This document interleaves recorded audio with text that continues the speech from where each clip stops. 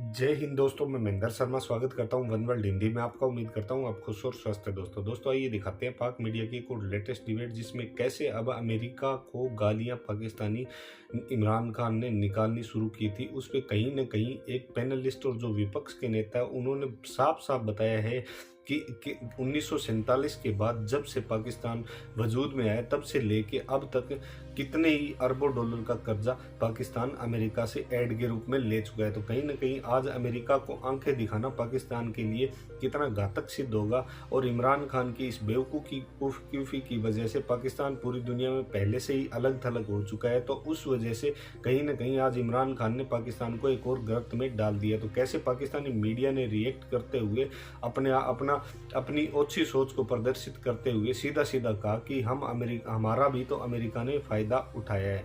तो दोस्तों देखिए डिबेट और कमेंट में अपनी प्रतिक्रिया जरूर दें। लास्ट में आपसे रिक्वेस्ट करूंगा, चैनल पे नए हैं तो चैनल को सबसे पहले सब्सक्राइब करें, लाइक शेयर कमेंट जरूर करें। दोस्तों जय हिंद, वंदे मातरम, भारत माता की जय। दोस्तों मैं तो कहता हूँ अल्लाह करे कल कोई सुप्रीम कोर्ट ही फैसला दे दे। हम बहुत गहरे बुरान की तरफ जा रहे हैं। पहले पोलराइजेशन इतनी इंटेंस नहीं थी। देखिए इकोनॉमिक क्राइसिस हम आगे ब्रिंक के ऊपर है यार। कर्जा देने को तैयार नहीं है। कब तक गवादर बेचेंगे, कब तक न्यूक्लियर बॉम्ब्स का लोगों को डराएंगे, कब तक कहेंगे we are the gateway to central Asia. 70 अरब डॉलर आप अमेरिका से एड की सूरत में ले चुके हैं 1947 से लेके अब तक। आंखें दिखाती हैं यार, किस तरह आंखें दिखा सकती हैं? उनके पैसे वापस करें 70 अरब डॉलर। तो जो उन्होंने शाहजी जो उन्होंने हमारा नुकसान किया, शाहजी एक सेकंड आप देखें, जो उन्होंने 200 बिलियन डॉलर का हमारा ये वार ऑन टेरर पे नुकसान कराया, ये जो अफगानिस्तान में हम उनकी जंग लड़े हैं, हमारा इंफ्रास्ट्रक्चर बर्बाद कर दिया उन्होंने, और हमसे वादे किए वो पूरे नहीं किए। कौन से 70 डॉलर हमने उनको देने?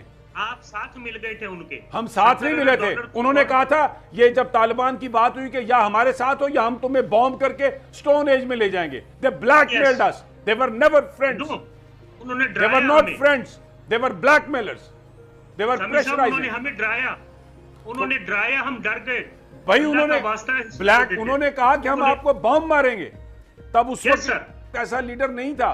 ये तो पहली, मैं ये ब्रेक पर जाता हूं, मैं वापस आके आप कि अमेरिका ने पाकिस्तान को इतनी इमदाद दी है। शाह साहब कह रहे थे 70 बिलियन डॉलर, डेफिनेटली वो दी होगी, लेकिन बड़ा सवाल ये है कि इन रिटर्न पाकिस्तान उससे कहीं ज़्यादा दे चुका है। और ख़ास तौर पर सोवियत यूनियन को जब उसको डिसमेंटल किया गया, अफ़गान वार, उसमें पाकिस्तान एक फ्रंट लाइन स्टेट था। और फिर वो जो कल्चर पाकिस्तान में आया। शाह साहब मेरा सवाल आपसे ये है कि जो लॉस हमने बर्दाश्त किया, अगर उसको हम कंपेयर करें जो अमेरिका ने दिया हमें, तो इट वाज ए पीनट्स, और वो हमें तो हमारी कंपनसेशन ही नहीं मिली। समी साहब आप मेरी बात जरा ठंडे दिल से सोचिए, इसको आम मुआशरे की बात की तरह सोचिए। हम जब पैसे लेने जाते हैं और अखबारों में खबरें लगाते हैं कि नेगोशिएशंस हो रही हैं, कर्जा मिल जाएगा, एड मिल जाएगा, तो क्या आपने बैगिंग बाउल नहीं पकड़ा होता? जब रिचर्ड आर्मिटेज ने मुशर्रफ से कहा will send you back in the stone age, sir ये धमकी है। उन्होंने आपको खौफ दिलाया, आप खौफ में आ गए। बुश ने कहा यूर ईदर विद अस और अगेंस्ट अस। हमें झुकना पड़ा। उसके बाद जो नुकसान हुआ, आपने वो सोवियत यूनियन और अफगानिस्तान वाले चक्कर में भी देखा 79 में कि वो पैसे भेजते रहे, पैसे खाते कुते रहे, वो बाद में चले गए। वो तालिबान जो है वो गुंडे बन गए, वो चोर बन गए, वो बदमाश बन गए। ये जब आप कर्जे लेने जाएंगे, जब आप दिहाड़ियां लगाएंगे ना बीच में से, तो ये आपको नुकसान भुगतने पड़ेंगे। यही तो मैं रो रहा हूँ। एक खौफ में आप आ जाते हैं। ब्लैकमेलिंग तो और चीज होती है सर। आप खौफ में इस मुल्क को आपने जो है 2 टुकड़े करवाया 1971 के अंदर। किस किस की जान को रोएंगे? कभी कोई कमीशन रिपोर्ट सामने नहीं आती। तो मैं यही कह रहा हूं कि हम सारे जिम्मेदार हैं इसमें। एस्टेब्लिशमेंट भी है, पॉलिटिशियन भी है, यहाँ जुडिशरी ने बड़ा बेड़ागर किया है माजी के अंदर। This is the time for everybody to redeem itself. और ये मैं आपको बताऊं डिफाइनिंग मोमेंट है। चीजें बहुत बदल गई हैं और मैं अल्लाह से दुआ करता हूँ। शाह साहब जब भी कोई क्राइसिस आया है, Alina if you want to give your input, जब भी कोई क्राइसिस आया है तो हमने हमेशा यही कहा है कि जी ये रीडिफाइनिंग मोमेंट है, और हमेशा ये कहा है कि ये अब बड़ा सिक्योरिटी का मसला है, बस अब ये आखिरी मौका है, ऐसे कर लें। और बेचारे अवाम जो हैं वो बिलकते रह जाते हैं, बलबिलाते रह जाते हैं, और ये इसी तरह करके सब एक दूसरे को NRO दे के, यही 150 ख़ानदान है जो पाकिस्तान की तकदीर के मालिक हैं।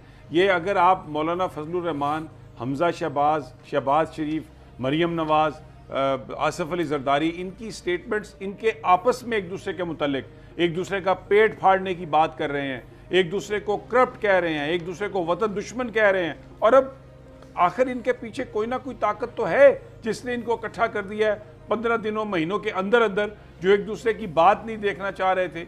और फिर वो सारा मामला जो है वो आइसोलेशन में तो इन चीज़ों को नहीं देख सकते, इनको सामने रख के ही आवाम को भी फैसला करना होगा, अदालतों को भी सामने रख के ही फैसला करना होगा। अगर वो एक सिर्फ चीज़ को उसके कॉन्टेक्स्ट के बगैर लाइन सामने रख के फैसला करेंगे तो ये पाकिस्तान के लोगों के साथ ज्यादती नहीं होगी। Alina, I want your input on that.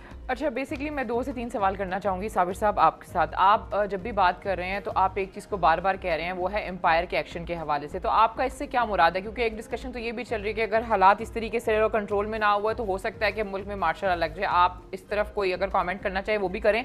दूसरा, समी साहब ने एक शॉट चलाया था मरियम नवाज़ का, जिसमें उसने कहा है कि इमरान खान जो ये इलामिया वो इस्तेमाल कर रहा है। मुझे ऐसा लगता है कि आप ये देखिए, डी चौक में जो पीटीआई के रहनुमाओं ने स्पीचेस की हैं, या F9 पार्क में जो स्पीचेस की हैं पीटीआई के रहनुमाओं ने, जो वो बयानियां बनाने की कोशिश कर रहे हैं, तो मरियम नवाज जब ये बात करती हैं कि इमरान खान उस इलामिया को इस्तेमाल कर रहा है, तो मेरा नहीं ख्याल कि वो गलत कर रहा है। और फिर बात जब वो करती हैं कि वजाहत देनी चाहिए, ये जो सारा भी इलामिया है आना चाहिए इदारों को, क्योंकि उन पर भी सवाल उठाया जा रहा है। तो जो मरियम नवाज के ये 2 पॉइंट्स हैं, अगर ऑपोजिशन के पॉइंट से देखा जाए, अगर इलेक्शंस भी होने हैं, इलेक्शंस में उन्होंने जाना है, उन्होंने कैंपेन करनी है, उन्होंने भी तो कैंपेन करनी है, लेकिन जिस तरीके से पीटीआई के सीनियर रहनुमा ये बयानियां बना रहे हैं किसी भी सबूत और बाकी सारी चीज़ों के बगैर, गद्दार बोल रहे हैं वो अपनी स्पीचेस के अंदर, इनको आपको लगता है ये ठीक है? देखिए जी, दोनों एक दूसरे को गद्दार बोल रहे हैं। जो आज मरियम बातें कर रही हैं और फौज के मुतल्लिक कह रही है, इमरान खान भी करते थे। आप कहेंगे तो मैं आपको डेट वाइज क्रोनोलॉजी दे दूंगा, आर्काइवल, आपको पता मेरा काम ही ये है। ये तकरीबन रिपीट हो रही हैं बातें। गॉड फादर की अहमियत को इन्हें अपने सामने रखना चाहिए। जब नवाज शरीफ साहब और मरियम फौज के खिलाफ बयान देते थे तो इन्हें उस वक्त भी सोचना चाहिए था, हमारे आगे आ सकती हैं। इमरान खान के भी कुछ ऐसे बयान हैं फौज के मुतालिक, फौज करे क्या, सारे तो उसके खिलाफ बयान दे चुके हुए हैं। फौज का को माजी में अपना तरीका भी कोई इतना अच्छा नहीं रहा, बहुत कुछ किया है फौज ने भी जो कि काबिल मुजम्मत है। मैं इतना बड़ा वर्ड यूज कर रहा हूँ, मैं ही नहीं कह रहा मार्शल लॉ आ रहा है। मार्शल लॉ तो एक्सट्रीम होती है बाबा, अब तो तरीके बदल गए हैं और बड़ी तरह के मार्शल लॉ आ जाते हैं। ये समी साहब को पता है, कुछ ऐसी सिचुएशन बनेगी जब मैं अंपायर की तो मौलाना साहब ये क्यों कह रहे हैं कि इमरान खान असासा है? ये क्यों बोल रहे हैं जी? तो मौलाना साहब ये क्यों बात कर रहे हैं कि इमरान खान साहब जो है वो असासा है? मौलाना साहब पता नहीं किस नियत से कह रहे हैं। इमरान खान वाकई असासा है। ही इज अ पॉपुलिस्ट, ज़हन में रखिएगा। चारों सूबों में उनकी सपोर्ट है, 1.5 से 2 करोड़ उनका वोटर है। इमरान खान की जान भी हमारे लिए बड़ी जरूरी है। इमरान खान का इलेक्टोरल प्रोसेस में रहना भी हमारे लिए बहुत जरूरी है। इमरान खान जिस तरह क्राउड इकट्ठा करते हैं, ये भी हमारे लिए बहुत जरूरी है।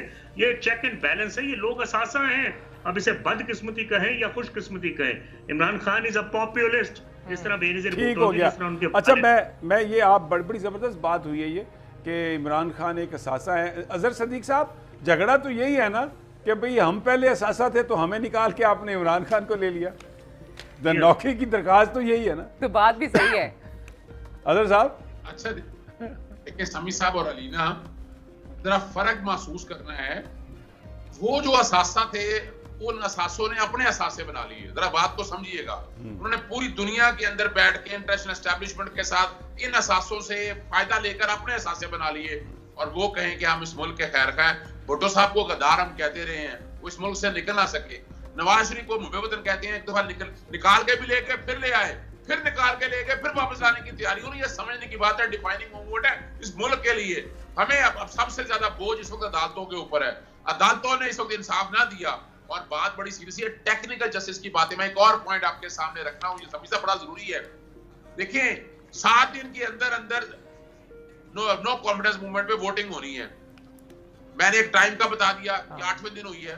मैं एक और कानूनी विषय बताने लगा, मुझे सुबह बहस करेंगे इंशाल्लाह कि एक जो टाइम दिया कानून ने, आइन ने, वो टाइम अदालतें भी नहीं बढ़ा सकती। वो 7 दिन गुजर गए हैं। फर्ज करें कोई गलत हो गया, टेक्निकली गलत हो गया, अब क्या अदालत कहेगी आप उसी दिन वापस जाए?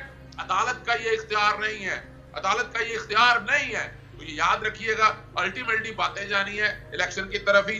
इलेक्शन का प्रोसेस सारा शुरू हो गया है। मैं इस असेंबली को रिस्टोर होता नहीं देख रहा। मैं आपको पहले बता दूं, मैं फिर मतलब कह रहा हूं, मैं इस असेंबली को रिस्टोर होता नहीं। अगर रिस्टोर होगा तो फिर आप ऐसे कायोस में आ जाएंगे, ऐसी और वजह क्या है? सभी साहब मुझसे ज्यादा आप पता है, आपको पता है वो क्यों चाहते हैं? ये सारे जितने गैंगस्टर इकट्ठा हो गए, क्या चाहता है? वो चाहता क्या है कि हमारा वजीर आजम आ जाए, हमारा वजीर आ जाए, ट्रांसफर, पोस्टिंग, डेवलपमेंट फंड, पता नहीं क्या क्या कुछ, ये 2 महीने में 3 महीने में ये काम करें। दूसरा काम क्या करना है, इलेक्शन कमीशन के 2 मेंबर है, वो अपनी मर्जी के लगाना चाहते हैं। तीसरा क्या करना है, नैब को डाइल्यूट करना है, ईवीएम इलेक्शन लॉ के अंदर वो सत्यानाश करना है। और चौथा खतरनाक काम बता रहा हूँ, जो साबिर शाह साहब बात करें, मेरी एप्लीकेशन भी है, क्योंकि ये सारे इकट्ठे होके आएंगे और ये आगे ISI वगैरह को जैसे रहमान मलिक ने किया था इंटीरियर के नीचे लेके आएंगे। और यही हमारे इदारों को सोचना है। और अगला खतरनाक काम है कि जब ये सारा कुछ प्रोसेस कंप्लीट कर लेंगे ना, केयर टेकर सेटअप फिर इन्होंने लगाना है। जब अच्छा। केयर सेटअप अपना अजहर साहब, बात नहीं करेंगे और बड़ा डेंजर हालात होंगे उस वक्त। और मुझे तो खतरा है कि इस मुल्क में आने वाले दिनों में मैं तो लड़ाई मार कुटाई देख रहा हूँ, अगर ये आपने अभी ना संभाला और इदारों को जागना है। मैं इत्तेफाक करता हूँ अपना खास तौर पर साबिर शाह साहब की बात से, जो आपने भी बातें की, बड़ा इतराज रहेगा इस हवाले को। बहुत हो गया है। अच्छा अजहर साहब, एक सवाल तो सुन लें, हजूरे वाला एक सवाल तो सुन लें। मैं आपकी सारी बातें मान लेता हूँ, लेकिन इस वक्त कवानीन के मुताबिक जो आपकी इलेक्शन है वो होनी है इलेक्ट्रॉनिक वोटिंग मशीन्स के ज़रिए। ना इलेक्शन कमीशन तैयार है, ना वो इक्विपमेंट है, ना वो ट्रेनिंग है। तो इन हालात में इलेक्शन कमीशन कैसे पूरे पाकिस्तान में इलेक्ट्रॉनिक वोटिंग मशीन्स पर 90 दिनों में इलेक्शन कराएगा? देखिए समी साहब, कोई मुश्किल काम नहीं है। हमने हाईकोर्ट में टेस्ट प्रोजेक्ट किया ना, नियत होनी चाहिए। टेस्ट हमने रन किया है। आज भी हमने तो पिछले 8 सालों से हम कर रहे हैं, कोई मुश्किल काम नहीं। बैलेट पेपर भी दिख रहा है, इलेक्ट्रॉनिक वोटिंग मशीन भी है, नादरा के पास सारा डाटा है, आप 2 तरह से मैनेज कर सकते हैं इलेक्ट्रॉनिक वोट। हम क्या मेरा करते हैं, सवाल, मैं ब्रेक पर जाना है, लेकिन मैं ब्रेक पर जाना है। मेरा सवाल ये है मुल्क में इलेक्शन होने कि ये बड़ा इंपॉर्टेंट है, तो अगर तैयारी नहीं इलेक्शन कमीशन की, तो क्या जो पहला निज़ाम था उस पर वोटिंग के लिए इन जमातों में कंसेंसस अगर हो जाए तो वो मुनासिब नहीं होगा? बिल्कुल ऐसा ही है, बिल्कुल ऐसा ही है ये। और अभी कोई कदर नहीं है, आप मैनुअल कर सकते हैं। किसने कहा ईवीएम के हवाले से कि टोटल इलेक्शन करानी है? ईवीएम तो हमारा ओवरसीज के हवाले से, आप ओवरसीज की हद तक ईवीएम सिर्फ ले जाएं।